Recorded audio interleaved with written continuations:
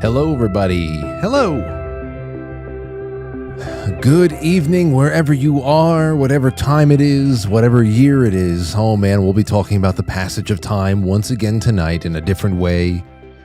We're talking about archaeology. I can't wait to bring on our guest. Haven't seen him in a while. Michael Collins, the Wandering Wolf. And Mike has had a really interesting run since the last time that he was in studio. And I really hope that we get him back up here in studio sometime soon. But man, I've known Michael Collins now for 2 years because we found him during he was the first one to really make some headway on the reporting of the Sage Wall up there in Montana. And that was interesting. They got a lot of people wondering, caught the attention of locals like Timothy Alberino and all that stuff. But most importantly, I was able to strike up a friendship with Michael Collins, who's going on to do just amazing things. He was a contributor to the Quite Frankly Bulletin not too long ago, and he's rubbing shoulders with a lot of very, with strong, prominent voices in this media sphere. And it's going to be a good talk tonight, because we're going to be talking about Göbekli Tepe. We're going to be talking about the dark side of archaeology, as he is describing it, as he has been witnessing it, as over the last few years, he's been to over 100 ancient sites on at least 5 continents. And it'll be good to be talking with him again, and that's what we have for you. Should be a nice leisurely walk through ancient history tonight. And then we'll take your calls, your super chats, any kind of questions you have. Jason Burmis will be on tomorrow night. That's how we'll close out this week. And then next week we've got a big one on Monday. We've got Richard Gage, and then we have at 9 o'clock after the 7 o'clock broadcast, we have the Wide Open Public Film Club, where we're going to be talking about Christopher Nolan's The Prestige. So that is going to be our last show of the week. In a traditional sense, I'm sure I will upload and do other things. I definitely will upload to all of, to Patreon and Subscribestar and elsewhere while we are in New England, Lauren, Aurora, and I. So that's it. Let's have a lot of fun tonight. And before I kick off, because this is also a Badlands night, so happy to be on Badlands, I want to do a very big plug for one of tonight's sponsors. And guess what? My Pillow is back. There's Mike Lindell. Very, very smiley. Very smiley. As you know, our friend Mike Lindell has a passion for life and helps getting everyone the best sleep of their life. He didn't stop by just simply creating the best pillow. He'll smother you with it until you lose consciousness. No, I'm just kidding. Mike Lindell's not going to smother you. Mike Lindell's not going to creep into your house at night and smother you with his own pillows. Not going to do that. He is going to, however, create the greatest bed sheets to go along with those pillows. They look great. They feel great, especially when you get out of the shower on a summer night and the ceiling fan is on in your bedroom and you just lay there on the sheets half naked and your pores are open from the shower and your skin is just like, and then the breeze from the ceiling fan hits you and you feel like you're laying on a beach, but instead of sand, it's a beach made of Mike Lindell's Giza Dreams sheets. You understand what I'm telling you here? Mike is offering the best deal on his Giza Dreams bed sheets, any size, any color, just $49.98. That is 2 pennies shy of $50. Psychologically pleasing. Order now, because when they're gone, you're up shit's creek without a pillow. I'm sorry to tell you. It's done. You'll never get them again. And then you'll be like, what am I going to get smothered with tonight? Also, for a limited time, when your order is over $100, you will receive $100 in free digital gifts. So call 1-800-795-5154 and use promo code BADLANDS. Or go to mypillow.com. Make sure you use the promo code BADLANDS. And again, that's 1-800-795-5154. Keep giving me ads to read. I love them. I love this. And I also do personally use My Pillow for a couple of years now, so it's fine. I love it. All right. Thank you. We'll be right back with Michael Collins. Don't go anywhere. What is up, guys? Mike Collins here from Wandering Wolf Productions at Easter Island, and you are watching Quite Frankly.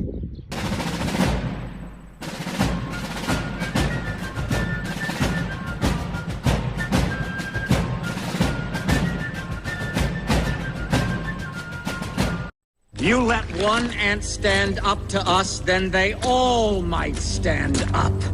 Those puny little ants outnumber us 100 to 1. And if they ever figure that out, there goes our way of life. It's not about food. It's about keeping those ants in line. That's why we're going back. Does anybody else want to stay? Let's rip.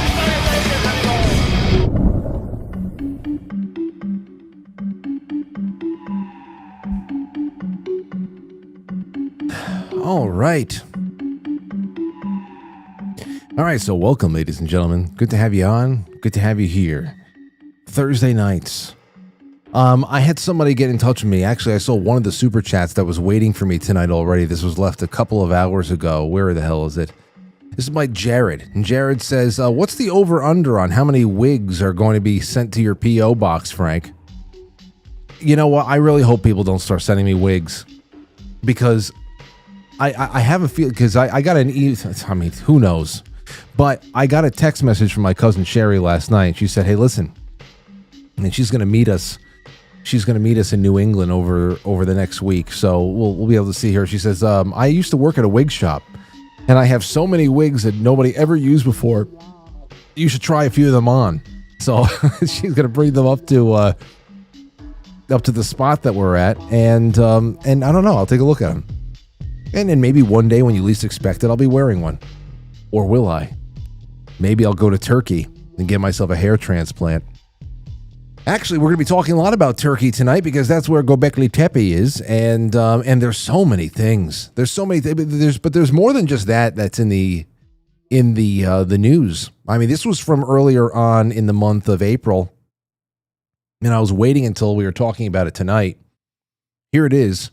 Mysterious underwater pyramid believed to be 12,000 years old reshapes history. Now, this one has been talked about for a long time, but it makes news every so often. And it is news to a lot of people because I've followed a lot of what Graham Hancock has done over the years. So I've seen the pictures of him, scuba diving in this what is this, Yonaguni Monument?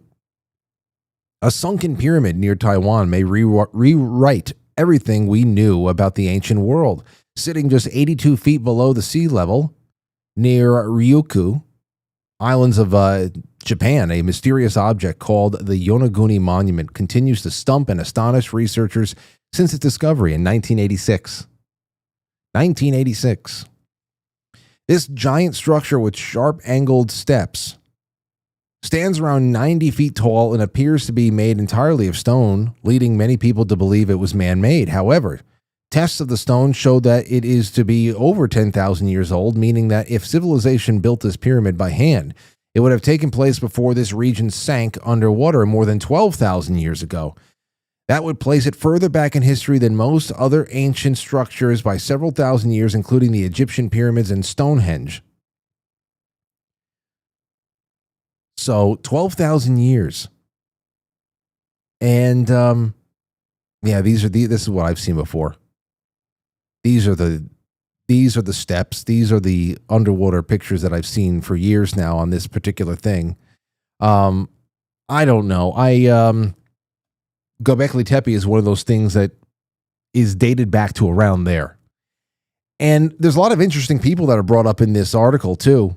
We have, of course, there's Graham Hancock and Flint Dibble when they debated each other on Joe Rogan's podcast. Well, both of them actually talk with Michael Collins. Well, actually, no, Dibble has accused Michael Collins of committing a crime. That's something else. But see, this is what comes with the territory these days of being in Michael Collins's shoes. You get accused of being. Hey, wait, Mike, are you there? Hey, I don't see you. oh, let me see. Oh, there you are. I am I see. computer illiterate. No, you're doing well, man. Hey, I was just talking about Mr. Dibble over here, who accused you of committing a crime. Oh yeah, they don't like having their narratives questioned or showing anything behind the curtain, let's say. But yeah, they going over to Göbekli Tepe really kind of ran me into a smear campaign for a little bit. Well, I was looking at this just before I called you up. I'm talking about these underwater, what some believe to be megalithic structures near Taiwan, the Yonaguni Monument, and you've gotten considerably close to Graham Hancock over the last couple of years, and you've done a one-on-one with him at your studio and some other stuff that you're working on, and it's been incredible because he's been in the crosshairs of so many of these debates for a long time now, and I don't know, it must be cool to be in that kind of company when you're challenging these, what is essentially a belief system. Archaeology is what I'm learning through people like you is once again not a science, not something that is really adhered to through some sort of an unbiased discipline of having a hypothesis and testing it against one thing or another, or following facts where they lead. But it is very much a belief system. Tell us a little bit about the last couple of years of your work. Yeah, absolutely. I've been fortunate enough to connect with Graham, and especially over the last several months since going to Göbekli Tepe and documenting things that are going on over there, I've gotten a small little taste of what Graham's gone through for decades. And, it's not exactly fun, but there is a narrative. They stick to it. And my latest video, basically what I've done is taken the last 10 years of documenting sites from around the world, hundreds of sites that I visited for, almost the last decade. And just kind of giving everybody a peek behind the curtain about what's really going on in terms of archaeology, that the pursuit of truth of these sites, the truth of our history, seems to take a backseat to profit nowadays. Now, I think there used to be some kind of, there was like a working symbiotic type of relationship between providing access to sites through tourism and stuff like that, which isn't inherently bad, and then also continuing to research our history. But that has taken a backseat to money now. Tourism is, and heritage tourism, which is what this is, these ancient sites around the world, it's big business. We're at about $500 million a year in heritage tourism. By I believe, if I remember correctly, 2030, it's projected to hit close to 800 billion. It'll be $1 trillion a year industry in less than a decade. Wait. Let's just say that again. $800 billion industry? Yeah, by in less than the next 5 years, it's projected to hit $800 billion. You see, I when you say that, I wonder. I just start doing math in my head. Then again, I know that to get to an exclusive area of a country or whatever the hell it is, it takes a lot. It takes a lot of organization. I know you have put together trips. Timothy Alberino has put together trips into Peru and all that stuff. I know that to be able to lead an expedition or something like that, it takes a lot of money, so I can see how it can rack up. But when you start getting into hundreds of billions of dollars, we're talking like pharmaceutical type grade money here. That's just, I thought, I don't know. I'm taken aback by that. Yeah, it's big business, and I think when you start getting into the argument, especially online with archaeologists, the idea that there isn't when you're talking about that much money, the idea that there isn't shady stuff going on behind the scenes to capitalize on that and everybody get their hands in the jar is absolutely ridiculous. I mean, that's just going to happen across industries. So what I find most disturbing is, um, you know, archaeologists not being willing to even, tackle that subject within their own industry, especially when, you know, researchers and documentary people, like myself who are documenting sci-fi around the world are pointing out flaws in the system.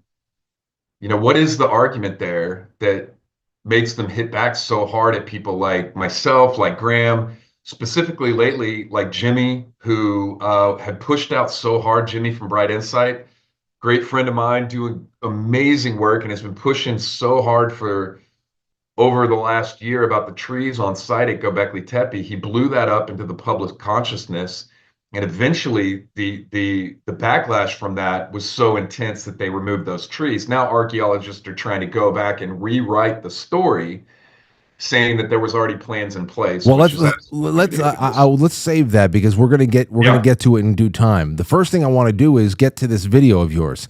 I have a couple of timestamps that we can watch together. This is on the Wandering Wolf YouTube channel. Everybody, you uploaded this about a month ago, and it's really something else. And like you said, this is a compilation of a lot of the work that you've done over the last decade.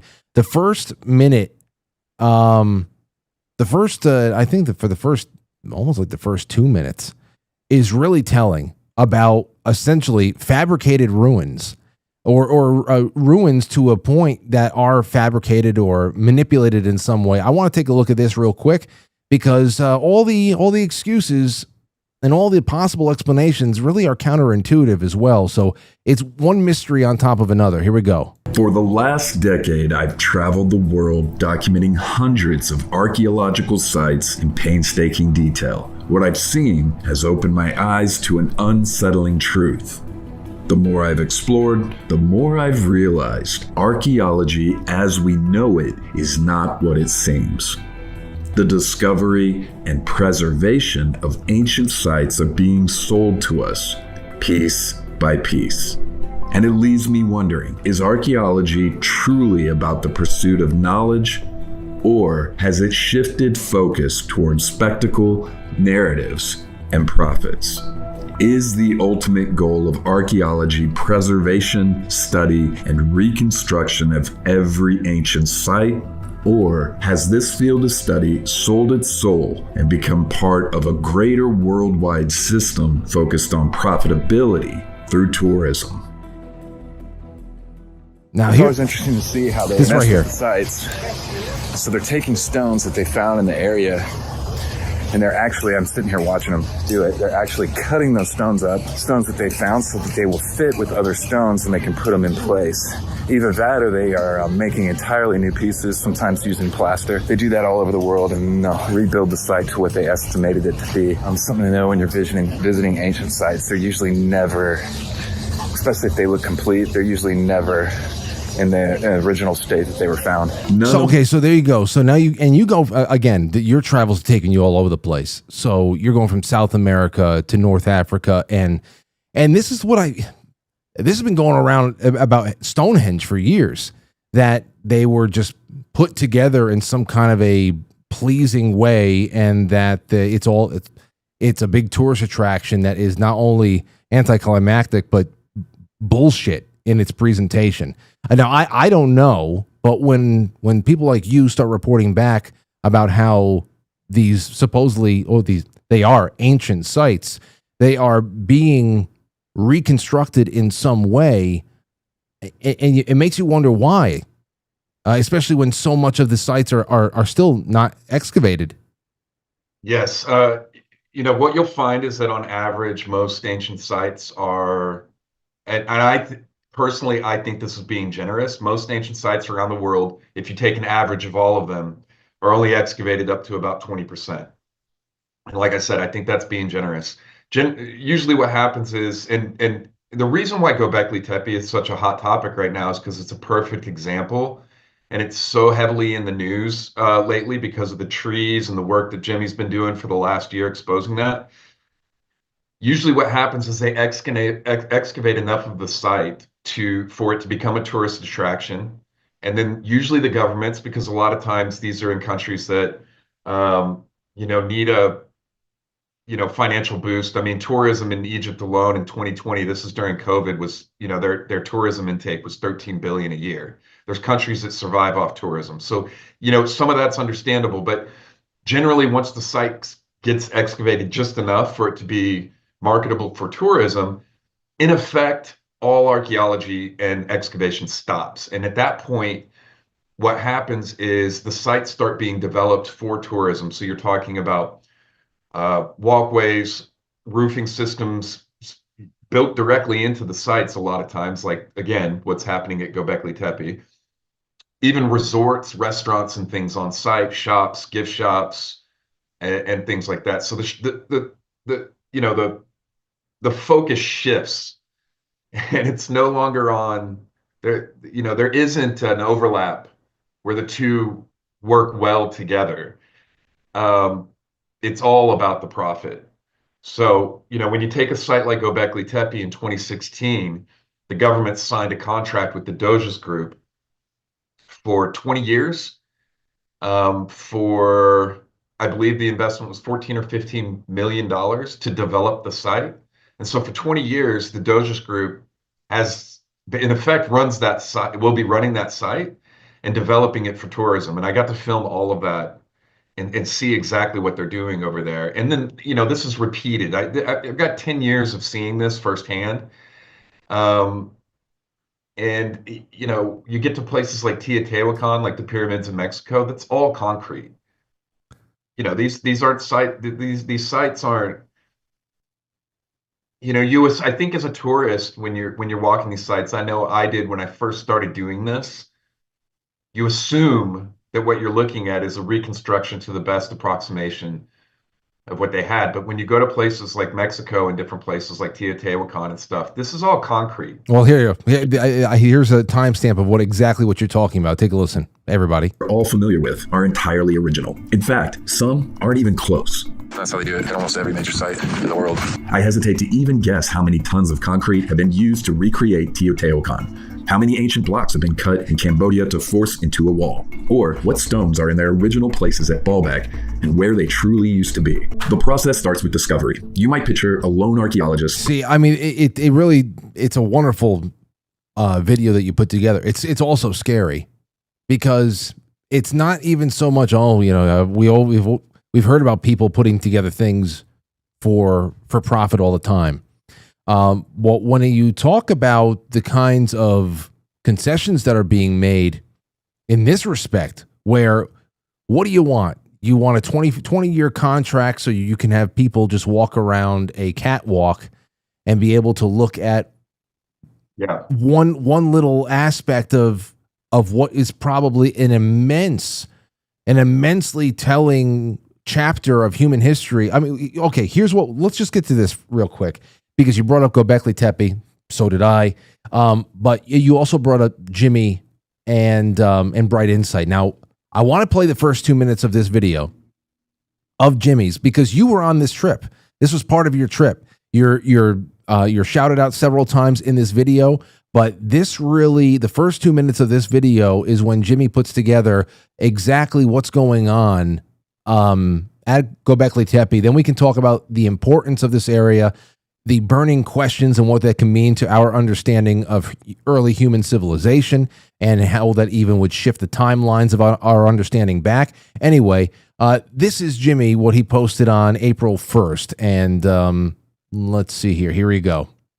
There has been perhaps no other topic in the realm of lost ancient history that has garnered more controversy over the last year than Göbekli Tepe. And as many of you may recall, I made a series of videos addressing an assortment of highly controversial issues pertaining to the world's oldest and what is arguably the most mysterious ancient site on Earth. including the inexplicable lack of excavations in that only 5 to 10% of this site has been excavated over the last 30 years, and combined with the bizarre announcement involving their intention to drastically slow excavations moving forward, stating that future digs will be limited in contrast to the large-scale excavations of years past. In fact, they have described that they are passing down a full excavation to, and I quote, future generations, with a bewilderingly slow 150-year time frame before excavations are now intended to be complete.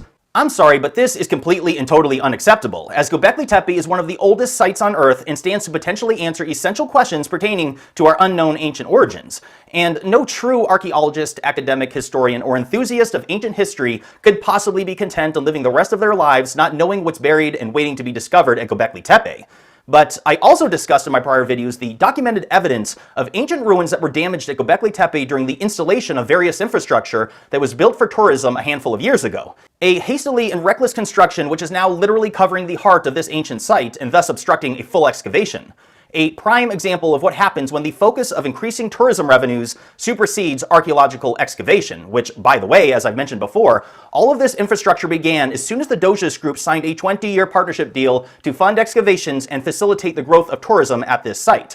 So, again, 5 to 10% of this site has been excavated, and they have put it on a 100, or at least suggested to put it on a 150 year.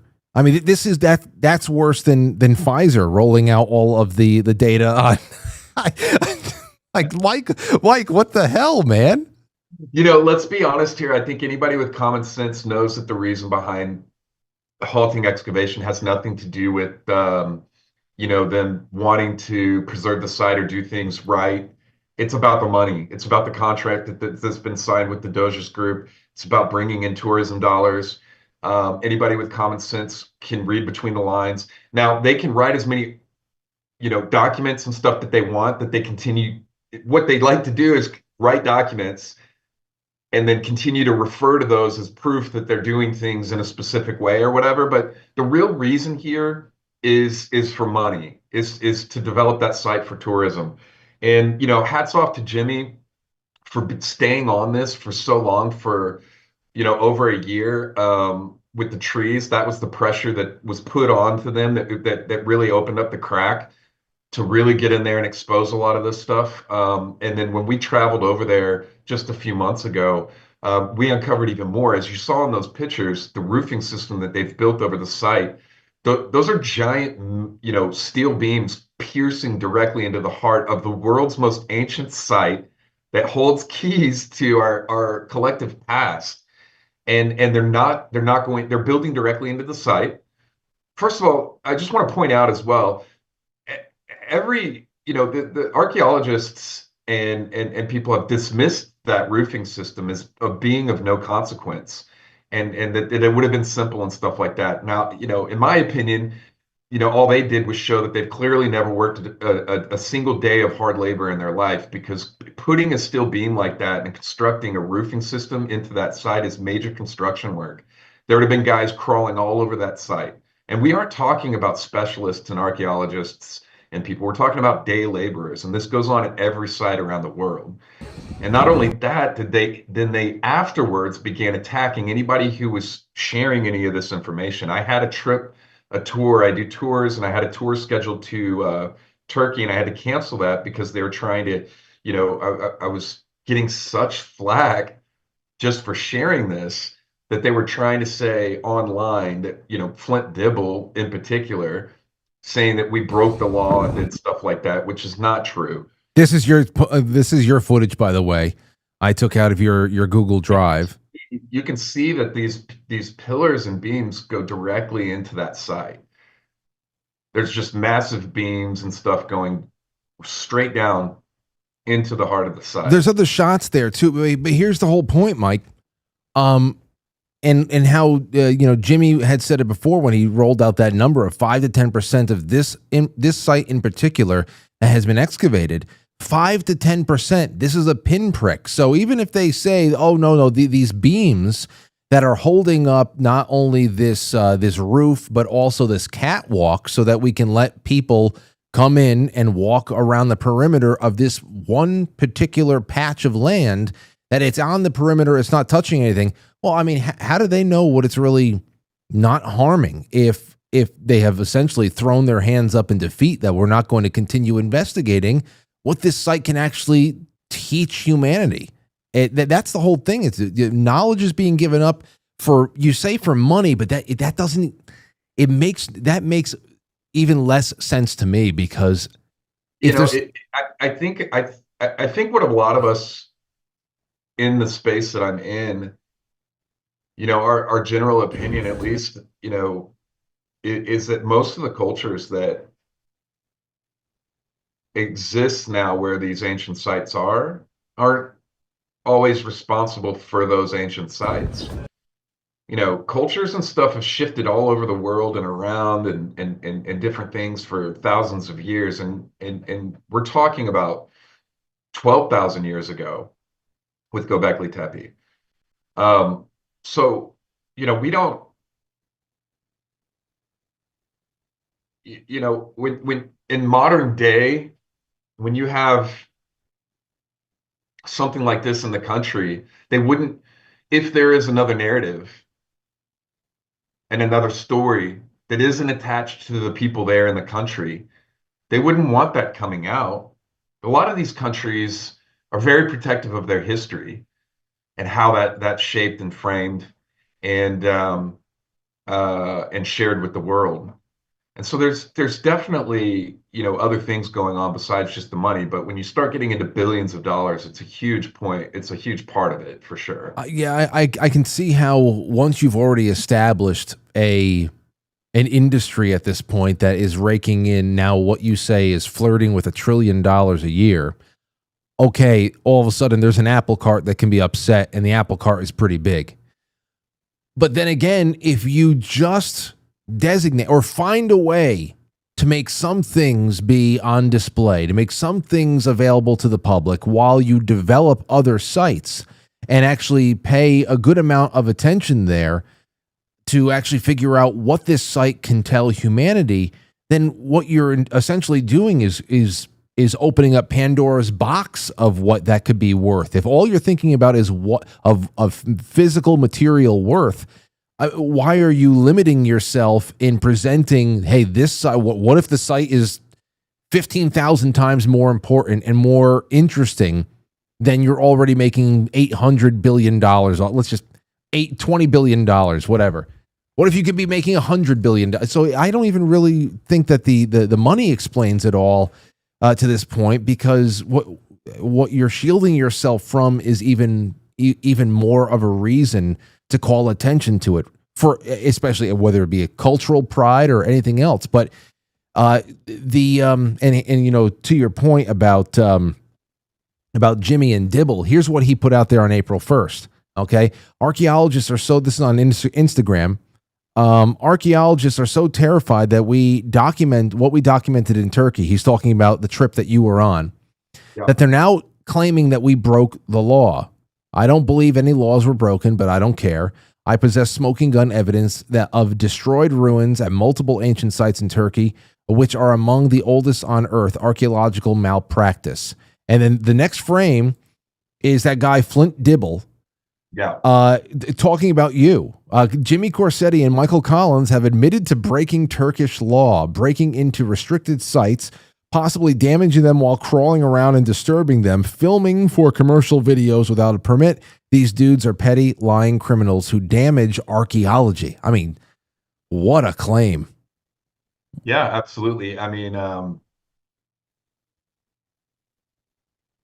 won't, go in so far as how much of a claim that is, personally, attacking as a personal attack, but we broke no laws over there. The site that he's talking about is a perfect example of just how inept archaeologists are in certain parts of the world or certain places in terms of their protection of the site. Now, this is Cyberg.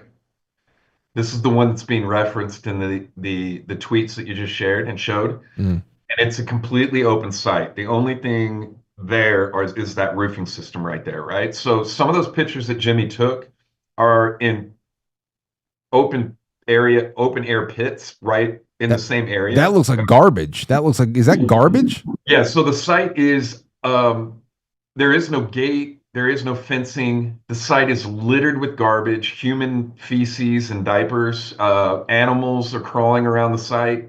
These T-pillars and pieces, archaeological pieces, are just out in the open. There is no security or fenced-in area protecting this site. It's all open. You can drive literally right up to it, hop out, walk out. It's right there. There's houses around there. Garbage is dumped all over the site. Like I said, literally, dirty diapers and all sorts of stuff. Animals running around and in the site. Anybody could come up and literally grab one of those T-pillars, load it up in a truck, and be out. And so when I have someone like Flint Dibble, who has put himself in a position of representing archaeology, questioning my character about stuff like this, I find that extremely amusing when this is what he's defending. And when when I take something from like the video that I've just shared and present all of these mismanagements of sites and things that are going on and nobody addresses it. There's not none of these archaeologists, say, hey, maybe that is not okay, and we need to check that out. But if it comes from someone like Jimmy, someone like Graham, myself, and other content creators and people who are traveling and doing this, the automatic position is to just vilify us and paint us in a bad light. But that is the example of what we're talking about. Göbekli Tepe, Cyberg, the site that we just showed, that's covered with trash and is just open to robbery and theft, and has been for years.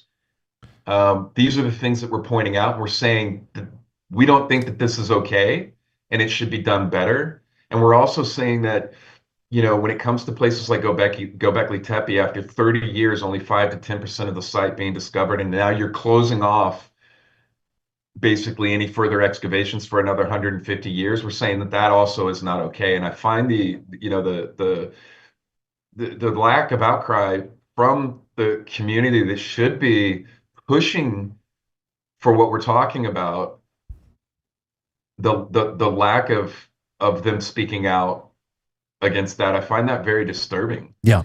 And I don't think archaeologists are in charge of ancient sites anymore. That's my take after 10 years of traveling and visiting these sites. I don't think that they, from start to finish, are in charge of anything anymore. Well, they're allowed to work. They're allowed to come in and excavate.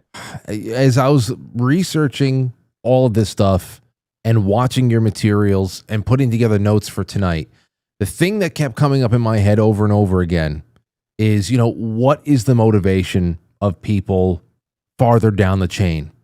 Right. And I kept coming to the analogy of the local family physician, the doctor's office, and what do they stand to benefit from using, some pharmaceutical product when their salesman comes in and says, you give this to your patients and here's your kickback, or whatever the hell is going on there. Or if you're a doctor or some kind of a caregiver that is part of a larger medical network, we have learned more and more these days that you actually really do become a slave to protocol that is dictated from on high, instead of being autonomous in your ability to go out there and apply the training that you were able to gain throughout however many layers of higher education. And so I'm trying to apply that, and it works. I mean, it works at least to a degree, because you don't tend to look at archaeology and people who are out there in the world. I don't know what the base level archaeologist works as, if they're working at museums or if they're they're on construction sites or excavation sites. How many of those are? I don't know the industry so much, but I can see that kind of being there, and there being ego involved. I can see there being money and incentive involved. We know how incentivized money can be when it's supposed to be applied in scientific purposes to go out there and prove or disprove some kind of climate change theory, especially if you know what somebody's slant is. But when it comes to this, it's one thing to say, well, we know what's at stake when somebody goes out there and lies about climate change, because they're going to then come out and say that the solution is to tax people into oblivion and then use the money in whatever way that they want, and say that that money is going to in turn down the temperature on the planet. When we're talking about information that can give us a better profile of all the years that we are blank on in earlier civilization, or earlier iterations of our species, what have we done? What the hell is the incentive of keeping that in some way, shape, or form limited? How can you even have personal ego attached to that? Maybe a group collective ego. I don't understand it at all. So then that makes me want to go even more devious with it. So what have you speculated there? I think that the more that we uncover truth, I think that when you get up to the upper levels of things, I think there's an active agenda to suppress our history, because I think what we would find from our history is that, people are capable of a lot more with a lot less. And what I mean by that is the systems that are in place that are dictating how all this is happening are not needed for people to do great things. And, we exist as in a part of the system of, when you step out of line and you kind of go against the grain, which I will say it seems to be what more and more people are starting to kind of awaken to, which is awesome. But when you start stepping outside of the norms, and like you were saying, like these protocols and different things and these systems and institutions, including ways of thinking, not just institutions in terms of like physical institutions, but when you start stepping outside of that, I think, that upsets the power dynamics of those who are in charge. I know. When you get to the top levels, these are people that, that's the motivation is power and control. Because it's really, I can't think of any other reason for people to strive to be over everything. And a lot of these archaeologists that have put themselves in these positions of, being the gatekeepers for archaeology online, they're not above attacking their own if you step out of line. They've demonstrated that over the last year. And there are archaeologists that are starting to speak out and say, actually, no, that we don't think that this is okay either, more and more. And they're being thrown in with us as like alt history. They love these terms and stuff, and just vilifying them as well. So these are there's archaeologists that are speaking out. Though, Mike, the more they do that, the more will continue to do that. But still, when you say alt history, it doesn't even take that on. I don't even see that as being like the real thing that's going on here. I don't see an alternative or a parallel history timeline that is being built. I'm seeing that people like yourself, everybody that you're working with, and colleagues that you haven't met yet. They're asking questions.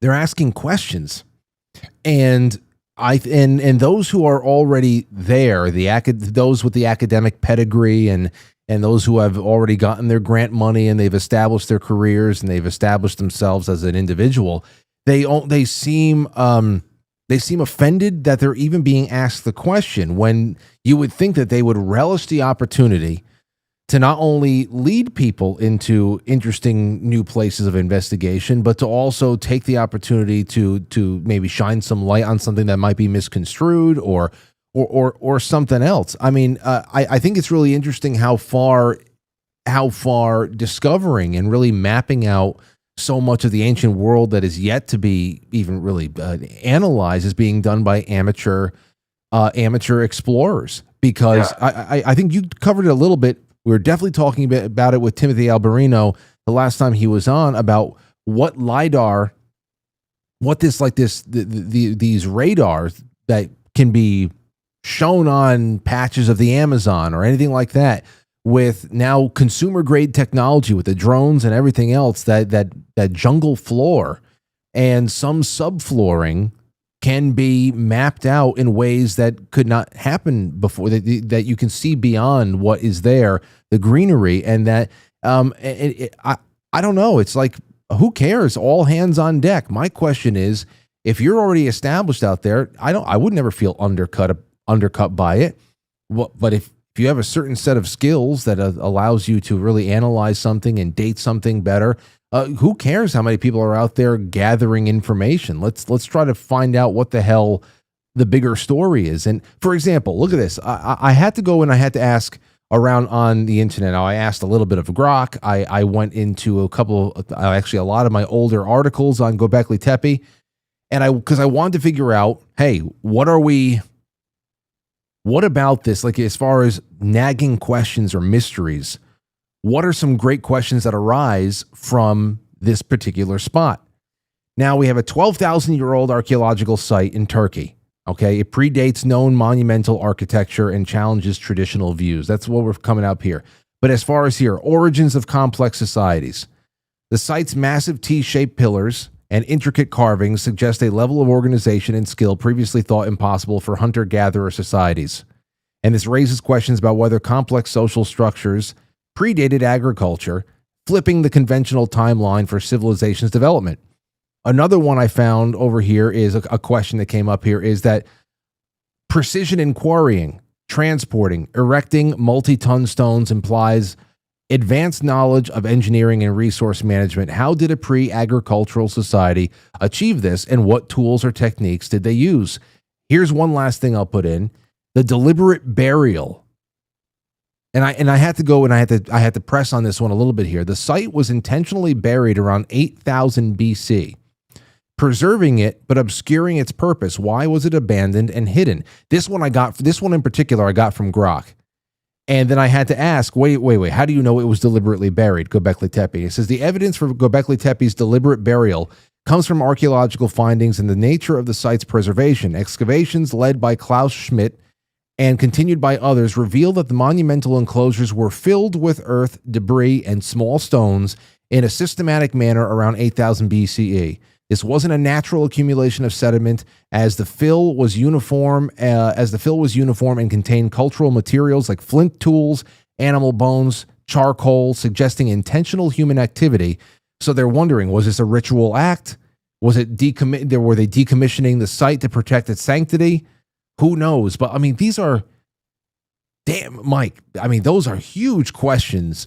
That why the hell are you shutting down 5 to 10% of this site just so you can set up a catwalk so people can look at fucking pebbles? Yeah, we're on the same page, and I think it's important.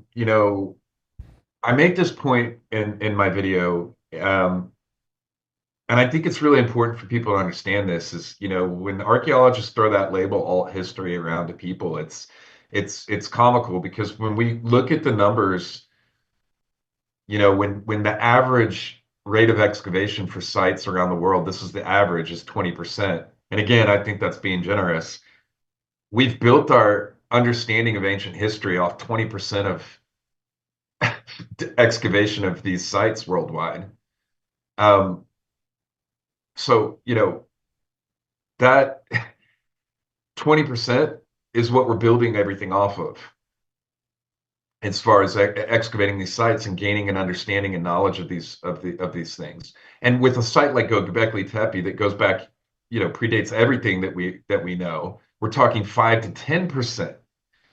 And so we're building estimations on the culture and what they were doing different things off 5 to 10% of the information that could be available to us from that site if it was excavated.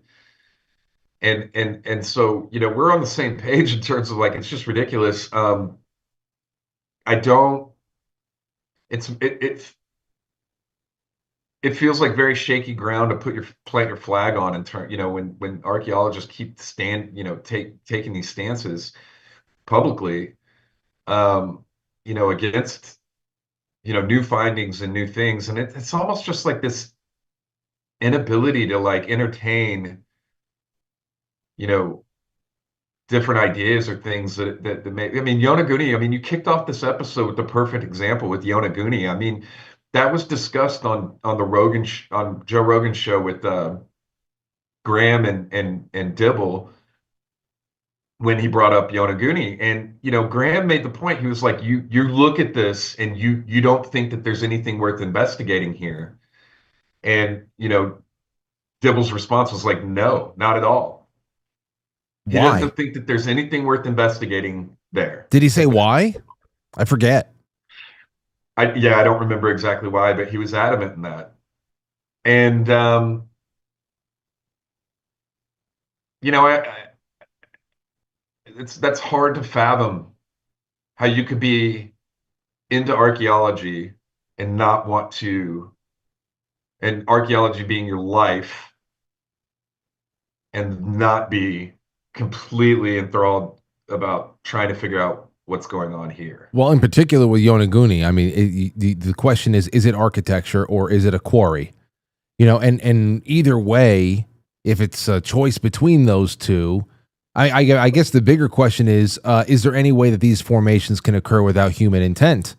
So I did have, there's a tweet that I put in the Google Drive that we're using that shows this in comparison to ancient quarries around the world. That really shows you clearly the similarities between Yonaguni and these other ancient sites all around the world. And you know, I've talked to Graham about that site, Yonaguni, and it's extensive. It goes on for, you know, I believe if I remember him saying it was, you know, several miles worth of structures and different stuff underwater there. Now, I'd love to go visit it, but, you know, deep sea stuff is not my favorite thing. No, me neither. But this is the tweet that I made that got me blocked by Flint Dibble, hilariously after the debate. So the top two pictures are Yonaguni, and then these are other ancient quarries and stuff around the world. They're listed out at the top of the tweet there for what cites what. But yeah, everywhere from, you know, Egypt to Israel to Peru. The one on the bottom right being at Sacsayhuaman in Peru. I mean, it seems pretty convincing. The whole thing here is that whether it's a structure in itself or a quarry, it's been done by man's hand, and at a time in such a large industrial way, at a time where there was not ocean there at that point. It's, you know, like so how far back are we going from when this thing was above sea level?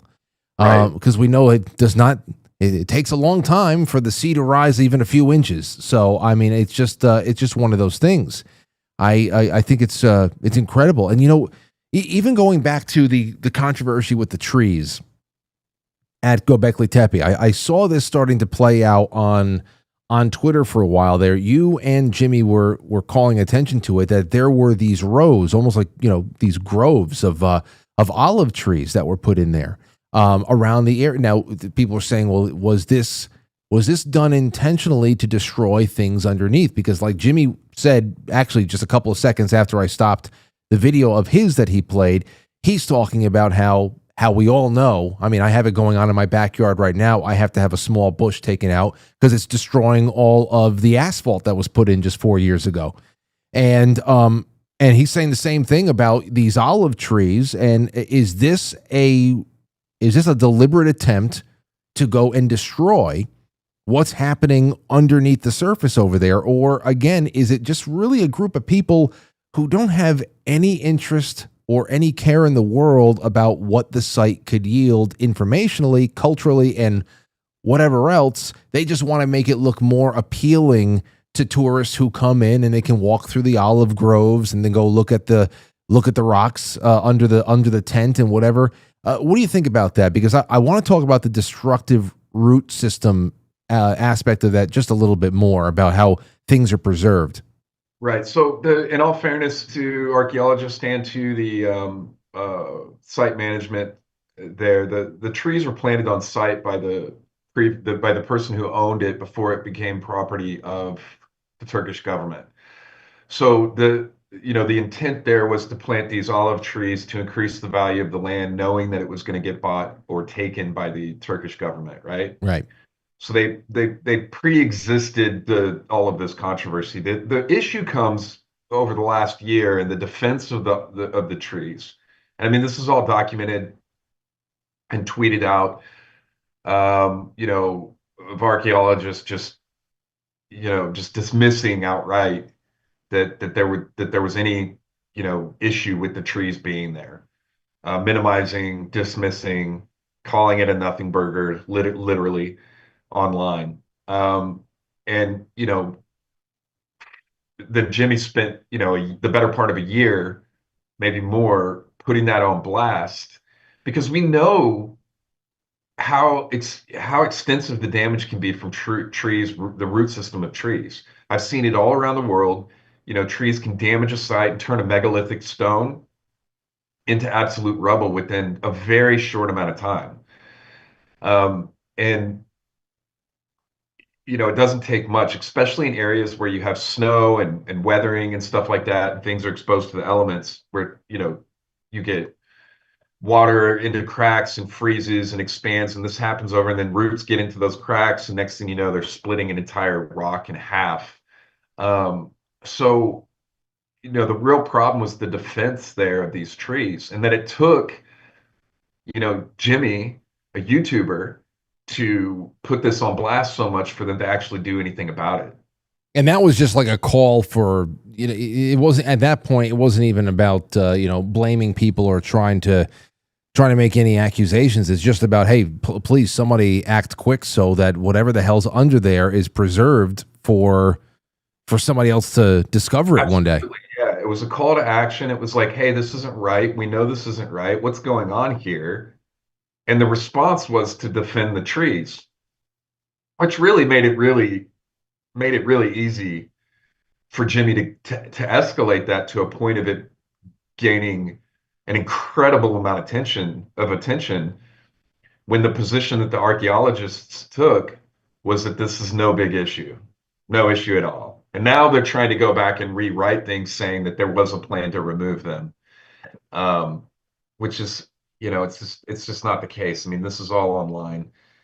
Well, let me ask you. Jimmy has the receipts, and he has shared them multiple times. So I got to ask you a question here, and it's actually one that came from my producer, Krista, and I think it's a worthy question of asking, because it takes a couple of aspects of this conversation here and kind of rolls them into one. And now you obviously, there's a gigantic, far bigger than I even expected, industry that has built up around heritage tourism, and people are wanting to travel the world and see sites and all this stuff.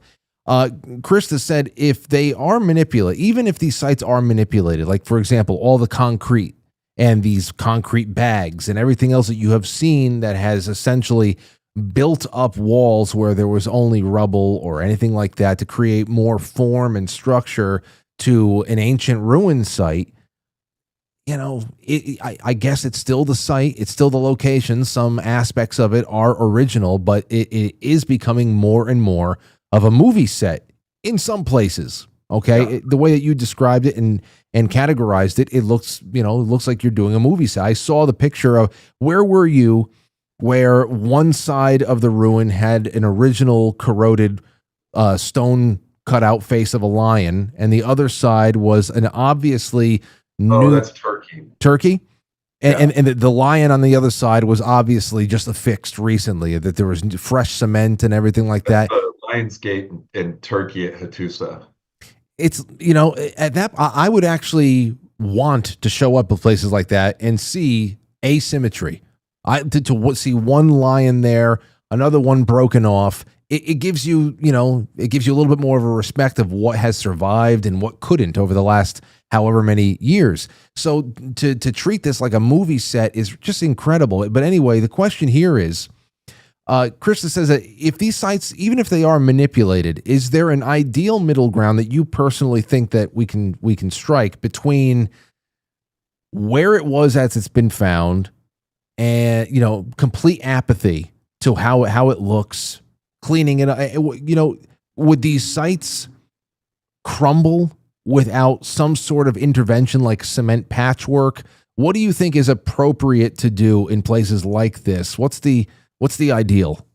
Yeah, look, I don't think that tourism and stuff like that is inherently bad. I've said that, you know, over and over. I think, you know, I'm pretty sure I say that in the video. You know, I think the fact is that it feels like people are being manipulated at certain places. And then I think, you know, another big issue is that they're, you know, you're developing the site for tourism, and in effect, all archaeology stops, or it becomes so minimal, it basically is stopped. Like, you're never going to make any major discoveries with the level of archaeology that's happening at certain places in anyone's lifetime. And so there doesn't seem to be a respect for the past, and you know, continuing to seek out answers to our history, especially what these sites have in store for us, or potentially have more to reveal. So, you know, I think that there is an overlap. I'm not advocating for the you know, kind of elimination of tourism and people being able to see these sites. But, you know, for example, the Lion's Head at the Lion's Gate at Hattusa at least has something up explaining the work that's been done there. You know, give a better understanding, you know, I think be a little bit more transparent. You know, some of the things I do have issue with, you know, that first clip that you shared, and there's another one in the video of them cutting the stones. Some of that I have an issue with. You know, like in places like Cambodia and different stuff that I've visited, they're just taking stones and they're cutting them and then they're putting them into walls, not at all where they originally went.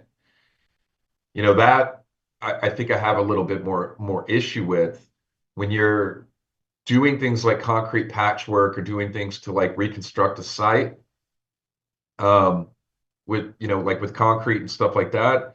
Maybe not so much, just explain how it was done. Yeah. I think people want to know that, to know what they're looking at, how it's been. And so, because, you know, I think people, you know, and I think this is another area that where certain people, especially in archaeology and myself and content creators, disagree, is I inherently think people are smart enough and capable enough to form their own opinions.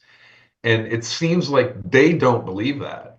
And I think it's always better to give people all the information and allow them to formulate their own opinions about how they view the world. Yeah. Instead of trying to control a thought process or just leave things out only for, you know, I've walked ancient sites all over the world, and I've seen people having emotional moments and crying and having really emotional moments in front of things, touching things that I know they're concrete, they're not original, and they're sitting there having a moment. And when those people look back and they find out about that, they're going to feel robbed of an experience, because that's been my experience. Look, I'm still fascinated. You know, nothing's changed about my passion about exploring and traveling the world and documenting these things around the world. But I do feel a bit robbed at certain places to look back and realize that what I was looking at in that original moment years ago wasn't exactly the whole truth of what I was looking at. And so I think people have a right to know, especially when they're paying to see that site. their hard-earned money, and like you said earlier, traveling extensive amounts of distances sometimes to get there, and whatever else is involved in getting out, getting to a site like Göbekli Tepe. It's pretty far out, down by the Syrian border, at the very south of Turkey. That can be a whole adventure in and of itself, and thousands of dollars for people. Yeah. So you should know what you're looking at. You should know the work that's been done. And I think that you've made a couple examples comparing things like some of these things to like stuff that's going on in the pharmaceutical industry. Well, there should be accountability. There should be accountability for archaeologists as well for these sites. If they're managing something that speaks to our collective history, I think we have a right to know what's going on. Yeah, well, here's the thing. When you talk about holding people accountable, you think about how here we are today. If we just talk about politics, if we talk about moments in history that happened last year, things that are caught on camera, things that really you would believe would be completely objective, there's going to be 10,000 different views on it, especially since people are looking at everything very ideologically these days. So we already know that is something that you're going to have an issue with when you talk about events of the ancient past. But when you talk about physical ruins, when you talk about physical evidence that exists, and either trying to obfuscate whether or not there's something there to be even looked into, a question to be asked, it really just goes so far. I hate to just think that it really is all about ego, or to sell books, or to try to keep competition out, because most people don't want to go out and write a book about what they saw in Turkey. If they feel like they want to go travel the world and see things, they're good enough just going on a tour of the Vatican and having somebody show them around, and they have no commercial interest in what they're learning there or what they noticed or anything like that. So to me, you would think that being part of the archaeological, that profession, or some might even call it a vocation, that you would think that something groundbreaking, being on the brink of something groundbreaking, some discovery that expands humanity's backstory, would only add value to a book that you would write in the future. Like, I don't understand why we're settling for less, which is why most people will go a step further and say, well, yeah, that's true. Why would we settle for less? Why would we only make, $10 billion if you're only thinking of money at one site, instead of putting a little bit extra work in there to find out just how important the site was and make $80 billion? So it brings people to questions that always lead to whether or not the truth that lies beyond the soil is something that has far greater damaging properties to the world order or something else, which even that I don't understand, because right now, like I said, an alien spacecraft can fall and land right on the front lawn of the White House, and very few people would give a shit at this point. I don't think they would. No, I don't think they would. Not like 10 years ago. It just wouldn't, it doesn't matter anymore. I think people are open to lots of different ideas and different things that 10 years ago would have sounded crazy. I think it just speaks to the level of control that's that there is over these institutions and stuff, when you have people whose profession is archaeology, and there's a lot of good archaeologists. Look, I've been caught in this back and forth for the last several months, and it's kind of left a bad taste in my mouth in terms of like dealing with a lot of the archaeologists who've put themselves out as representatives of the field. Well, I saw the shit that you took. I saw the shit that you caught just for writing that article for the Quite Frankly Bulletin. I couldn't believe some of the shots you were taking in the comments. I say, damn, I don't know, man. It's all over the place.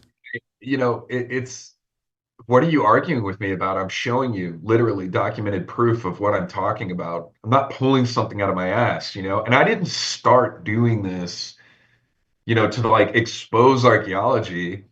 I went and visited a site. Saxe-Mouan was the first ancient site I ever visited almost 10 years ago. And I was enthralled. And I said, this is what I'm going to do with the rest of my life. And that's what I've done ever since then. And I didn't set out with some agenda. I just wanted to document. I just wanted to visit every ancient site in the world, document it, and share it with people, and allow them to form their own opinions and thoughts. And so, getting dragged into all this, I think I just happened because I'd been to so many places, hundreds and hundreds of sites around the world.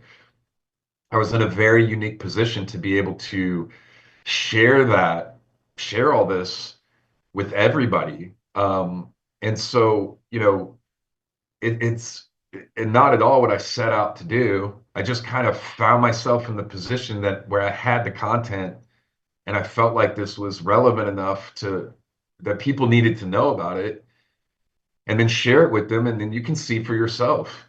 And I think there's archaeologists that have great hearts that are out there. They want to do the things that you're describing. They want to make new discoveries and make big discoveries and different things. But when you're a part of a system that like this is, I think when you step out too far out of line, everybody kind of slaps you back into place. There's people above you. If you're not towing the line, then you don't get the grants, you don't get the work, you don't get the jobs to be able to go make those discoveries. And so what's happening is, just like you said, there's people, and like you mentioned, Timothy was talking about, amateurs are going out and doing it on their own, and they're funding it themselves. I started doing this all on my own, and still do, fund all of my travels, and fund all my documenting these sites and stuff like that. And there's a ton of people that are doing that are finding places on Google Earth, and they're like, you know what, that looks interesting, I'm going there. And then they find an ancient site. There's a gentleman down in Peru, and I just did a video a little while back of these megalithic structures that are potentially this huge deal down in Peru, where there wasn't known to be any. Went down there and documented it, and then Timothy went down to the same place, Timothy Alberino, and he documented another site. There's still sites being discovered. But I'm not seeing archaeologists being responsible for that anymore. I haven't for a long time. You know what it is? There's so few. When you consider how much of the old world has been lost to just the gradual creep of time, the earth reclaiming all of these sites. Yeah. There's just so much ground to cover, especially in dense jungle and all that stuff. That's why right now, with how decentralized it is, I think it's a wonderful time just to have so many people who are enthusiastic, and with a very little budget, as long as they have a local Sherpa or somebody that can lead them around. I mean, with a drone that is equipped with some kind of LiDAR system over there, you can find things that have been lost for many hundreds of years, only for no other reason than there's not enough people to go out there and sprawl the landscape. And this is something that I continually encourage people all the time to do is you can download on your phone LiDAR. I use Polycam. There's other people that use different stuff, but Polycam, POLYCAM, you can download that to your phone and turn it into a LiDAR and scan things. You can do it in the museums. You can go and scan stuff in museums. You can, and just take pictures. If you're into this stuff, just get plugged in somewhere, like on Twitter, with people that are interested in what you're interested in. Just start, if you're somewhere where you're hiking out in America and you're like, that looks interesting, take a picture and post it. What do you guys think of this? And people are starting to do that. And there's things being discovered and shared all over the place now on the internet. It's like a gold rush for archaeological discoveries right now, and it's being made by, these discoveries are being made by content creators. I can see where the ego does come into it, because I can see where just like these fucking noobs and their drones.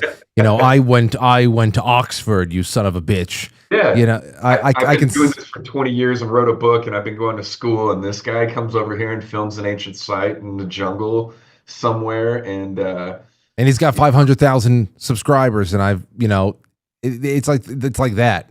If somebody, if they know how to use a drone, and if they just got that drive, I mean, you can gather a lot of attention real quick, and I can see how that could burn people. But you would think that the desire to be a part of something groundbreaking and earth shattering, as far as our understanding of our own species, progress around the planet, you can participate. You don't have to spend hundreds of thousands of dollars and a decade in school to participate. Just go do it. And what I encourage people to do the most of is travel. Find a way to just go see someplace. There's stuff in America that's worth seeing. Tons of stuff in America if you're here.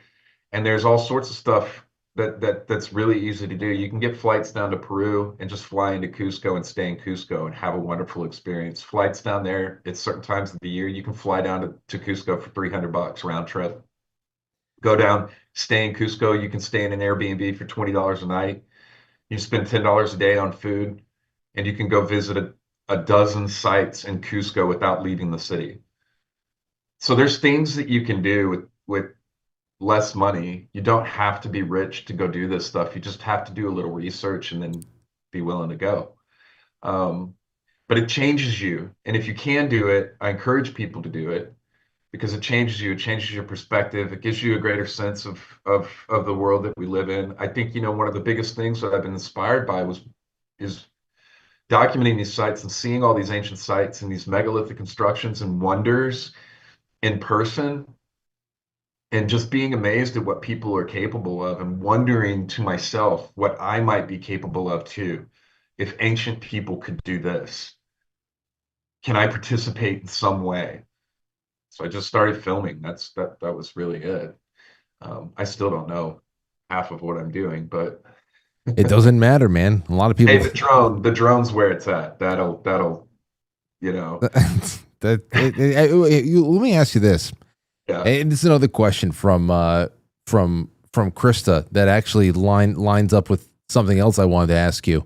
Is, what do you think the most fascinating archaeological relic we would leave behind would be? Like right now, let's say we all just blink out of existence tomorrow morning, and then I don't know, 100,000 years from now, somebody's digging some stuff up and trying to figure out what the hell happened the day before they blinked out. What do you think the most interesting thing we'd leave behind is?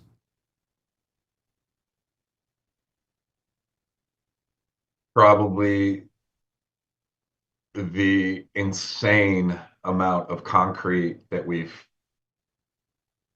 plastered over the entire world. Is just because it's just going to look like parking lots at some point. The buildings will collapse and fall down, and they'll just be pieces of concrete, rubble scattered everywhere. It'll be, I think, like, what is going on here? Probably. I don't know.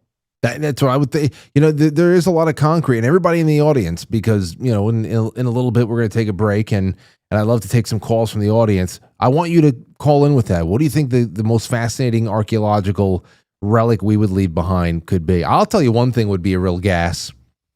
This would be an absolute gas, Mike. I just wish we could be around to see it, though. If our civilization is being dug up one day, about 100,000 years from now, I wonder what the excavators would say when they discover all of those underground cities and tunnels that our governments have been building in secret.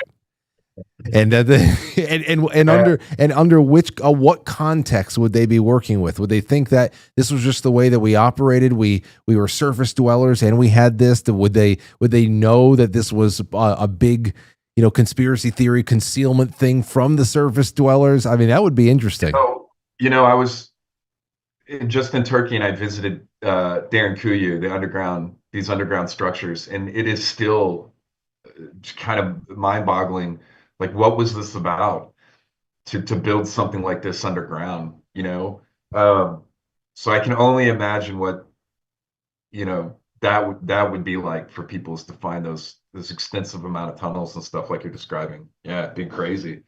Yeah, and I know it dawns on you too, because when you're standing there when you're standing there in front of a place on any continent that is in, some places are in better shape than others, that used to be modern, that used to be as modern as it got, that used to be teeming with life, that was present as you and I right now.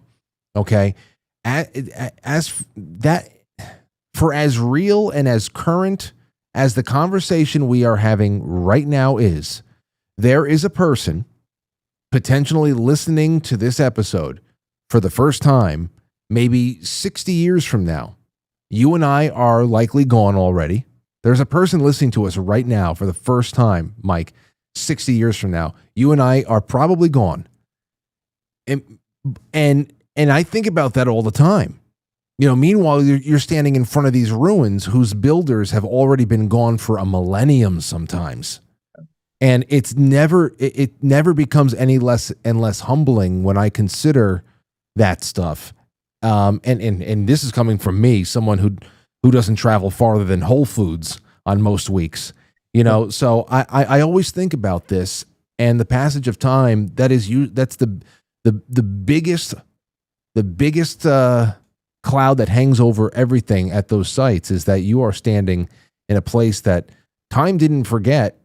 It's just time never cared. It just moved, and it's nuts. It really is. There's great examples of that around the world. Pompeii and many others, where you can walk and really get a sense of walking down a street of an ancient city like that. And it's pretty wild, to kind of let your mind drift and think what that must have been like. And I imagine, if somebody found evidence of us today in the future, that might be what that's like. It'd be a little bit more confusing because we don't make anything that lasts. I mean, even the concrete eventually will just be broken down into rubble. And the ancient people that we've been talking about for the last hour, they made things that lasted forever, for thousands of years. I mean, places like Göbekli Tepe for 10,000 years. But we don't make any. I don't think we make anything that would last 1,000 years. Probably not even 500. It'd probably all just be reduced to rubble within a few centuries. Well, we used to do that. I mean, the roads in Rome are still there, and now everything is very disposable. We talk about this all the time, even in the last 100 years. The what has been sacrificed with architecture, the style of architecture, and of course the message that we are conveying to the rest of the world and to ourselves culturally about how we feel about ourselves and how long lasting we want to leave our mark on the earth. Things were just built a lot more permanent, and they're a lot more majestic. But you know what? It's only the beginning of this, because once people start saying arrest that man, it's usually right around the time that things get really interesting. And I gotta say, I can't wait until you're back in the New York area again, so you can be here in the studio to hang out. Would love to have you come by the meet and greet that we're putting together for September. That would be awesome. But Michael Collins, Wandering Wolf, what's that? I'd love that. That'd be great. I'm actually flying out of the country in September, so maybe it can work out because I'm going. I usually end up going out in New York, so. Oh, that's perfect. That's perfect. Work out great. So yeah, September 5th and 6th, and then you can just on the 7th you can go to wherever the hell you're going. There you go. Awesome. So tell everybody.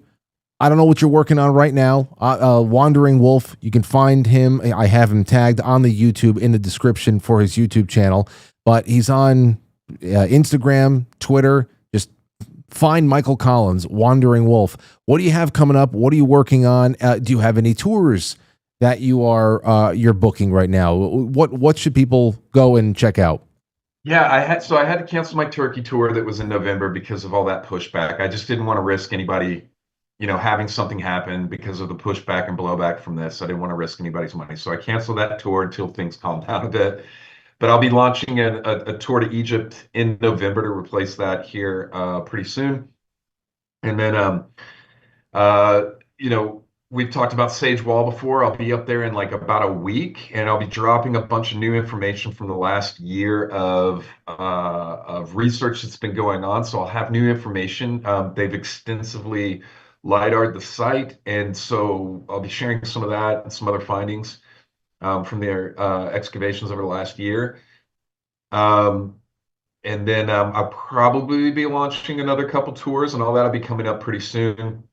And then I'll be jumping into a big project of mine that I've been working on for several years around the cart ruts. I've been scanning cart ruts for several years and LiDARing them around the world. And I think we've got some really interesting stuff that will be, dropping. And I say we, it's me and a buddy of mine, a scientist up in Canada, a friend of mine who've been working on this for the last couple of years. And I think we'll have some really groundbreaking stuff to be sharing here in the coming months. And I'm excited about that. Been working on that for a long time. So some really fun projects coming up, some good videos. I'll be exposing sharing some more videos about stuff through Turkey, Darren Kuyu, like I mentioned. And I'll looking to probably drop a full video on that Cyberg site that I mentioned before.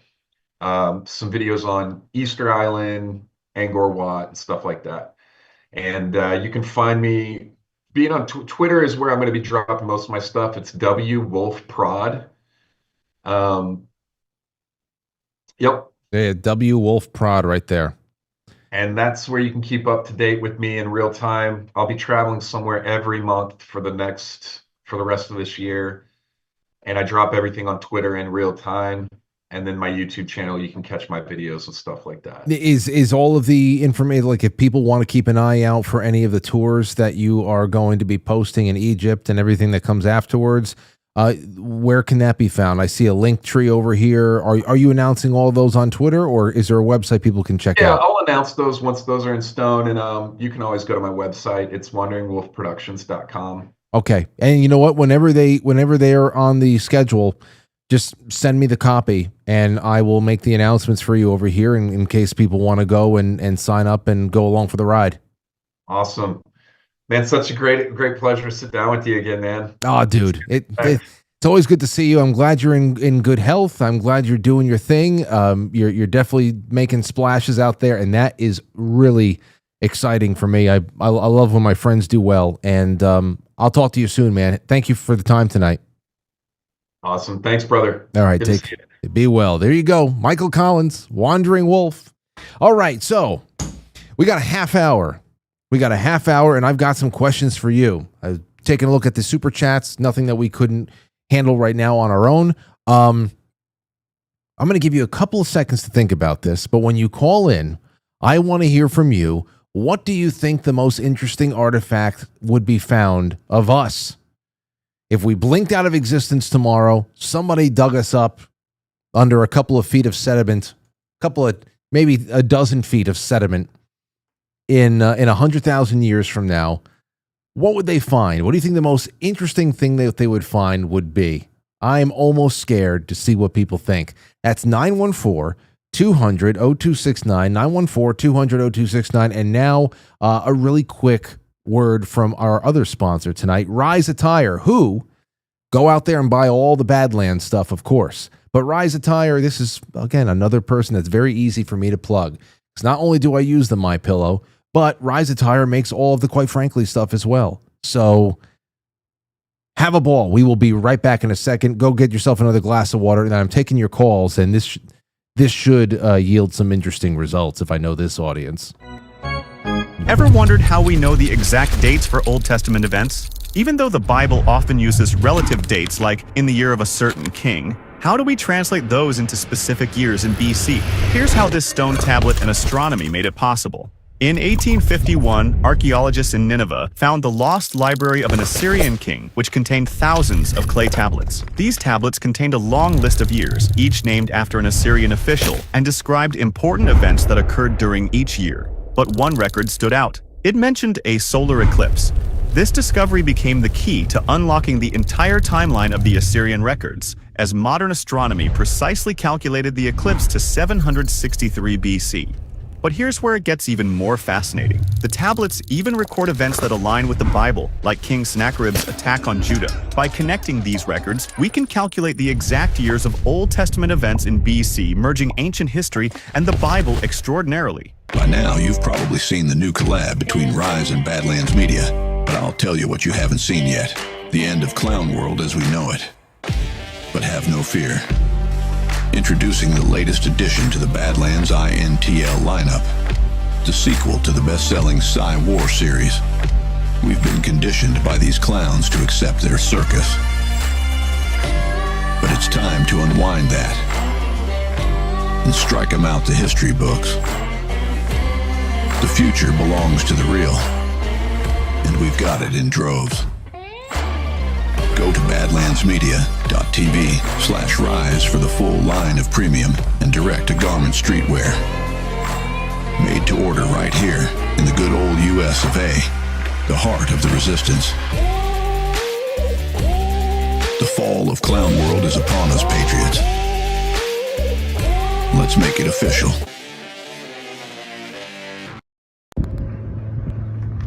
Give me back my son! Let's go, Tiger!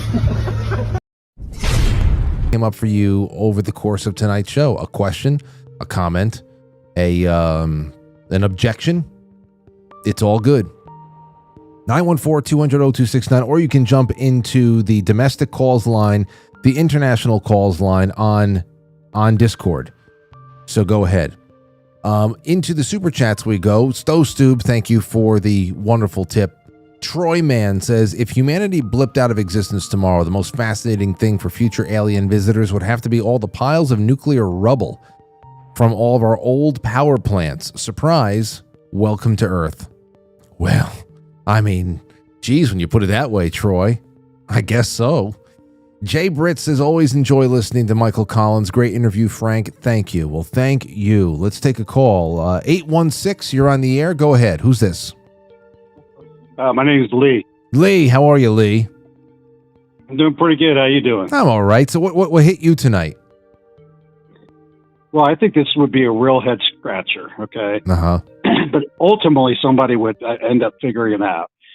Whenever they were excavating the graves, particularly the woman's graves, they would wonder, why in the hell are there two silicone sacks in all these graves? I think that would be a real head scratcher. In whose graves in particular? Women's graves. All of them. Well, not all of them. Not all of them, but I mean, I think that they would really be befuddled by that. You know what? The any kind of silicone sack remnants would be befuddling, no doubt. There's a lot of things that people will get buried with that would be very strange, no doubt about it. Okay, so silicone. That's it. So silicone. Anything else, sir, that you want to put out there? No, that's it. I think his guest was pretty cool. Well, I'm happy you like it. Is this your first time calling in? First time calling in. I'm glad. I'm glad for it. I hope it's the first of many. Thank you, sir. Thank you. All right, there you go. We got it kicked off. The strangest thing, he says, silicone implants in the graves of many of our beautiful Earth women. What about a Cybertruck? What about a Cybertruck? You know, those things are still crazy when I see them. And they're popping up over here more and more, mostly in like Greenwich. But the Cybertrucks, you find one of those things, and that's something else, huh? Yo, I was in a Tesla. I forgot to tell you guys this on Monday. I was in a Tesla for the first time. For the first time ever. I peeked through a window once, a friend of mine, but I never got in. I definitely did not go for a drive. So my boy Chris stopped by on Saturday night. He was dropping something off, and when he usually comes by in this pickup truck. So I asked Lauren. I said, listen, if you see Chris's truck come down the street, let me know. And then I happened to get up right when I saw this car coming in front of this silent ass car coming in front of the house, and I said, well, does Chris have a Tesla? And I see him get out of the car. I said, oh shit. So I went down to meet him. So when'd you get this? He goes, oh, I had it for, a little while. And what I said, dude, I've never even seen one before. Really, I really have not. Up close, never been inside. He said, bro, please get in the car. Please do me this honor. Let me drive you around the block. I said, all right. So I told Lauren I was leaving for a second. And it was very strange being in there with so little to look at. Obviously you had the big computer screen there, but there's no buttons anywhere. There's nothing going on. That was something different in and of itself. Then he drove me up the street, and we came down a side street that had kind of like a little bit of a straightaway, and he pulled over and he said, look at this. The one thing you have to learn about this is that when you're putting your foot on the gas, you have to the whole trick here is to keep your foot on the gas. Because as soon as you take your foot off the gas, this thing is going to start stopping the car for you. Doesn't matter where you are, highway or whatever, it immediately goes into a braking cycle. So he showed me how that worked. I said, shit. He said, okay, now listen, man. Are you ready for this? I said, what? He goes, this thing is a rocket ship. I said, what do you mean? I said, it's quick? He goes, this is a rocket ship, man. I said, all right. Okay, so he goes, hey, okay, so I have to show you. And he's like, now he's going to start to get me a little bit nervous. All right, go ahead. He put his foot down on the gas for maybe 3 seconds. 3-4 seconds. It felt like 25. Because the adrenaline, it has been a long time since I've been in a car where one of my, like in high school, my friend, everybody's getting new cars and VTEC this, whatever. Everybody's souping their shit up and do whatever the hell they can to modify their cars, going as fast as they can. And I could stomach it a lot more back then, but even back then, I don't remember this. Okay? You can say what you want, and I still would prefer a gas-powered car.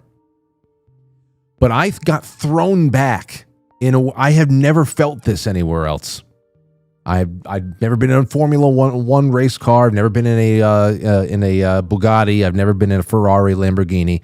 So yes, I know limited experience out there, but I couldn't comprehend how powerful it was going to be.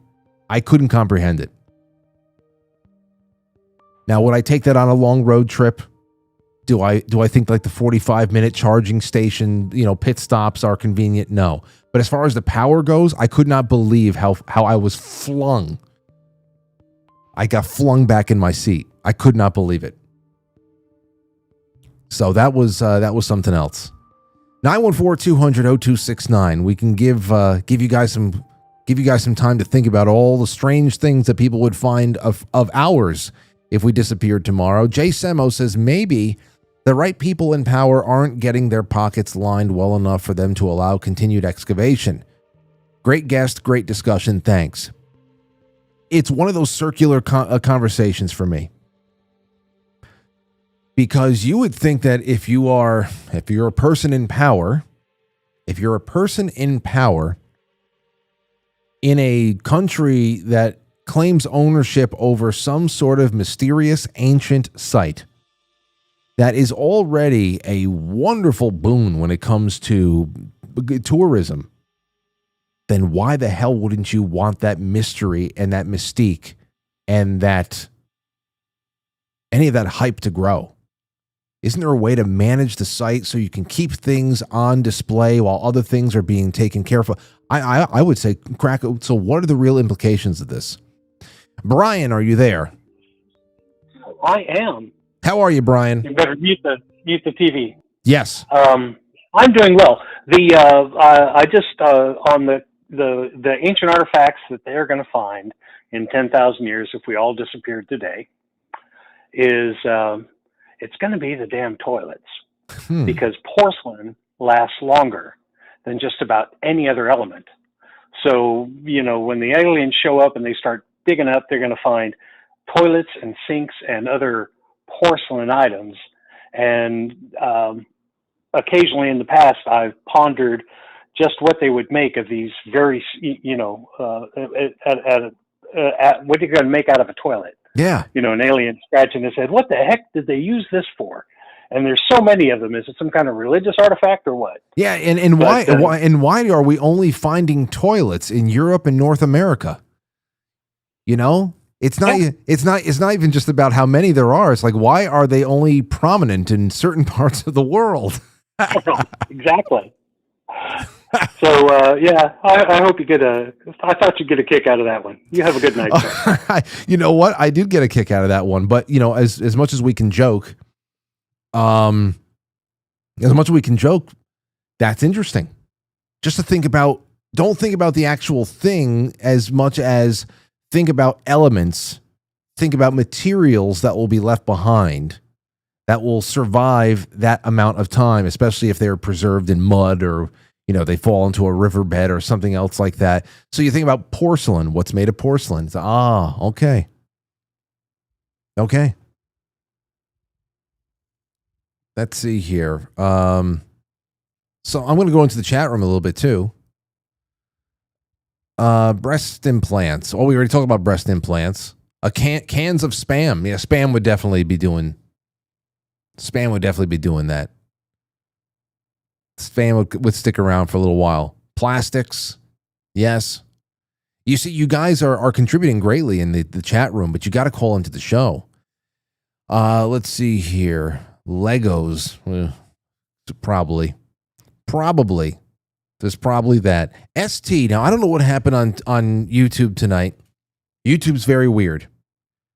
I had a show that was scheduled, set up, and when I pressed launch, YouTube created a completely separate episode that I think is titled the same way, but the thumbnail is screwed up.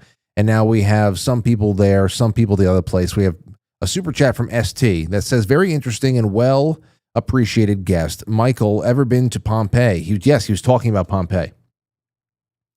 I have truly humbling experience moments from frozen in time there. Yes. I mean, that's why I saw this and I allowed him to just talk about it. And there you have it. ST, thank you for that. You want to talk about frozen in time? I think we think we're big for our britches over here because we are in the present. So we have all the everything before us. We have the past to look back on, and the future is ours. But, you know, our time is over in a blink. And like I said, somebody will be listening to this episode 60 years from now for the first time. For the very first time. Listening to us treat with each other in the present. A present that is real, is now. And there it goes. It's gone. There it goes again. Hey, you remember when I said there it goes again? 6 seconds ago? That's never coming back. I mean, like, you could, I mean, that can bring you to a hole real quick. And it has. Jay Semo, thank you so much. Just looking into all the chat rooms now. And let's see, over on quitefrankly.tv, let's check out the gold pill, shall we? All right, the first one up is Lynn. It says, put a collage of you in different wigs in the newsletter. Yes, please. Well, you never know. Maybe for Halloween. Winston Dave, thank you. Candelicious says, look at what happened to St. Augustine. What did we talk about? St. Augustine. Tonight? What did we do tonight? The Sentinel says, according to the Society of American Archaeologists, they have 9 principles. Number 3 is the commercial sale or authentication of archaeological objects and other data for profit must not be practiced by archaeologists. You'll get a link in an email. The 9 principles of archaeological ethics adopted by the Society of American Archaeology on March 7, 2024, comprise a set of ideal values and behaviors that all SAA members aspire to uphold. So these ideals are relatively new. Okay, so they published ideals, and they said that principle number 3 is commercial sale or authentication of archaeological objects and other data for profit must not be practiced by archaeologists. Well, in certain cases, it almost looks like archaeological interest in certain sites has completely been blockaded by those who have financial interest. And then, there's the museum situation there. We can talk about that. I would like to read that. Thank you, Sentinel, for bringing that up. I'd like to read that. Of course, they're just ideals. Everybody publishes mission statements. What they do, something else. Michael Holder, how are you? Good. I was going to say marble countertops and methylene blue. bottles, marble countertops, and bottles of methylene blue. I'm sorry, I meant granite countertop. For some reason, I'm thinking marble, but yeah. Would marble would marble not last as long as granite? Well, marble is another stone, but yeah, around here in the Denver area, there's a lot of granite countertops that people put in. Well, I know granite is one of the harder ones to. Yeah, I mean, one of the more expensive, and I always told that it's longest lasting. I just didn't know how it held up versus marble. But methylene blue, that's something else. Is it going to stay in? Is it going to stay in liquid state, or is it going to take on some other form of matter? It's going to stain the marble. That's it. Permanently ingrained. Well, thank you for that, sir. Okay, thanks. All right. There you go. We need more of those. That's great. All right. Rival 969 says the things we build don't last because we make everything eco-friendly. Well, that's part of it now. Deliberately hindering ourselves, limiting ourselves. Stephen and Lori says they would wonder about the statue of the black female ruler of NYC. Oh, is the black female ruler of New York City? As they are doing away with the use of BC AD, using Common Era now, removal of references to Christ. Yeah, I see BCE all the time. I still just say BC. They can go to hell. The Common Era of who? For where? What marks the Common Era? Before the Common Era. Oh yeah, what marks the Common Era? When did the Common Era start? It's just like you could run away from him all you'd like. Run as fast as your feet can take you. Let's see here. C. Blanche. Thank you for the can. Okay. Yeah, I hate how all the super chats got split up. John Henry Bonzo says the heart is restless until it rests in him. St. Augustine. That is from the Badlands. The Badlands chat room. It's so great to see that. I hope everybody at Badlands had a good time tonight. Please, whatever you're doing right now, thumbs up. It's the easiest thing you can do wherever you're watching, YouTube, the Rumble, D-Line. It doesn't matter where the hell it is. If there is a thumbs up, Twitter, if there's a heart or a star or anything to give, just take that one click. It does a big deal here. And thank you for all the support. Really, a little goes a long way. I'm a very cheap date when it comes to that. Just send over your likes and also some comments afterwards. Comments after the fact is just algorithmic gold. All right? Let's see what else. 914-200-269. We got a couple more minutes together. Let's take your calls. 989, you're on the air. Go ahead. Hi, Frank. Hey, who's this? This is Dawn Shan. Good to have you on, Dawn Shan. From the chat. Good to see you. The only thing I can think of that we would possibly remember is Mount Rushmore. Ooh. Oh. Because everything else we produce disintegrates into nothingness. You know, that's a great that's a great point right there. Mount Rushmore. The real question is, how much time are we talking about? I used 100,000 years, but let's say 10,000. Somebody else said 10,000 years. How often? Maybe somebody out there, I can always ask some Chat GPT or something. But how often does the face of a mountain really change? You know, how often does the face of a mountain, shed a layer of rock and the plate tectonics of the earth, whatever. I wonder. I mean, but to your point, that would be something that would last maybe a couple of thousand years at least. Maybe, or if it got buried, but they had to dig it up. In what? I mean, that's a huge landslide. What land is above it that could ever bury it? What land was above what's already buried? Yeah, I know, but we're talking about the peak of a mountain. As yeah, if it's a in the valley, if it's in the valley somewhere, I can see that easily. But I really do think that it's in a pretty good spot to survive some time if there's no intervention made, no direct targeting or sabotage. But how can you do that if we are all gone? If we're all gone tomorrow and we get discovered thousands of years down the road, what would the state of Mount Rushmore be? Would it still be there? Would at least one face? Would the nose of Teddy Roosevelt be there? Right. Would one nose still emerge? I don't know. I'm just saying that's the only thing I could think of. Yeah. It'd probably be the nose of Teddy Roosevelt. So, well, anyway, that's all I got, Frank. No, I like it. Thank you for that, Dawn. All right. Nice. Take care. All right. So you have some thoughts from the audience there. You have some thoughts from me. I really hope that I hear from you guys after the fact. You give me a call, 914-200-0269. Actually, no, that's not the for the overnight. For the overnight, you can leave voicemail messages. The voicemail is in the description of the episode. Okay, you can find it right in there. Voicemail. It's the what's it called? Let me see here. It's the SpeakPipe. SpeakPipe.com/quite frankly. Leave me messages for tomorrow. David, you're on the air. Go ahead. Hey, Frank. I don't know. I don't know if it's 10,000 years, but definitely Tonka trucks. Tonka trucks?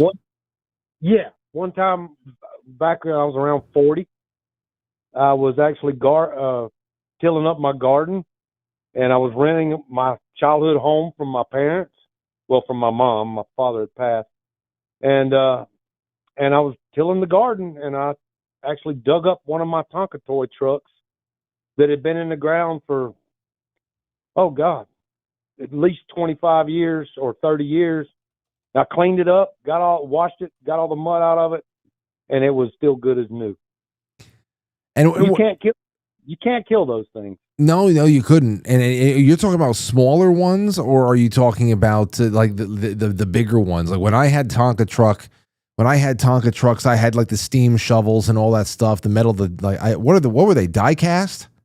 Yeah, and mine was the dump truck, the one I found, and it was the dump truck, and it still worked. Still had the handle and everything. I was like, dang, I can't believe it. And it'd been I must have been playing with it out in the garden when I was a kid. Because, my dad used to make us work the garden. I hated that shit, too. I'm pardon my French. I hated that, man. I used to remember being a kid and pulling weeds. And my dad would say, my friends would come over, hey, can Dave come play? And my dad would look down at his watch and go, you boys come back around 4:30. And I remember thinking, I'll never have a garden when I grow up. I hate this. I hate pulling these weeds. And because we had a fairly good-sized garden. Yeah. And apparently, when I was little, I'd left one of my trucks out there, and maybe it got tilled under, and I found it tilling that very same garden as an adult. It's funny, you became an adult, and all of a sudden I found out I really do love gardening. Hold on. Here, take a look at this. This is the one I remember I had. This is one of the ones I had. It had the two handles on it. Okay. And I don't know if this is a newer version. I looked for specifically like 1990. That's the one I had. It's all metal, and of course, it was anything but a steam shovel for us. Obviously, well, the GI Joe's on there, and it was an assault truck or something like that. Your imagination just turns it into something else. But I remember that, and if this was buried somewhere, I have to imagine that this is not biodegradable. So perhaps it would have some staying power. Well, it's at least lasted 30 years, Right. So, or longer, because I was right around 40 when that happened. That's awesome. That's awesome. I've had that happen to me. When that happened to me, David, I was already in my 20s, but I had given myself a project. At my grandfather's house, all along the driveway, he and in the front yard, underneath the front bush and all that stuff, he would fill in He liked filling in a lot of those empty spaces with Pachysandra. Those, you know Pachysandra? And Is it a? Go ahead. It's like a growing carpet, almost like an ivy. I'll pick it up over here anyway. Anyway, I thought to myself, I want to remove all this stuff, and I want to start, planting different things, and maybe I can even put some vegetables in these little strips or whatever the hell it was. And I remember being able to roll this stuff back, all this Pachysandra stuff back, and I was rolling it back almost like carpet at some point because it was so thick, it'd been there for decades, and I was so delighted to find little bouncy balls and little just figurines, things that I remembered. And when you see it, I know what you're talking about. I know the feeling. Yeah. I know the feeling you felt because I felt it too when I was rolling back that Pachysandra, and I found just little plastic remnants of things that I remember being mine. And it's just like, wow, it's been a long time, and I am a much different person than I was the last time I held you. But hello once again, my friend, and it's something else. Great feeling. Yeah, well, that's all I got, Frank. I just thought I'd call that in. That's it. Yeah. Okay. I paused the show so it wouldn't be in the background. I should have just muted it. Now I'm finally seeing the Tonka truck. The thing. Yeah, I had a buddy. My little friend had one of those. I had the big dump truck, and we would actually play in the sandbox and dump sand with the scooper on that thing. Yeah. Yeah. Well. There you have it. Awesome. I really appreciate this. It goes real hand in hand with what we're talking about, David. From a personal standpoint, the passage of time, finding things you thought were once lost, finding that Tonka truck was David's Göbekli Tepe. Does it sound silly? Yep. But it means something. Here's Pachysandra. You know what I'm talking about, guys and gals? That's what I'm talking about. See, carpet, even green, even shady area with glossy green foliage. I love it. It brings back a lot of memories, that Pachysandra. But it is very carpety. And, no, it's wonderful. Green carpet is a shorter, more compact selection with shiny leaves. Zones 4 to 9. Part sun, shade, 12-inch tall, 18-inch wide at maturity. So I would suggest you guys go out there and put some Pachysandra in your yard. Think of me. So that's all. Okay. Thank you for everything, ladies and gentlemen. Thank you for Badlands for hosting us on Thursday night. I hope that we brought something enjoyable, a little bit different than usual. Tomorrow we'll be back to the grind. It'll be a fun one on a Friday night. Jason Burmis will be on. We'll be talking a little bit about underground cities, Catherine Austin Fitz's comments, maybe a little bit about P. Diddy. Because in particular, and AK had sent this to me before, that Jonathan Odie, the whole Jonathan Odie thing might be relitigated, brought up into court.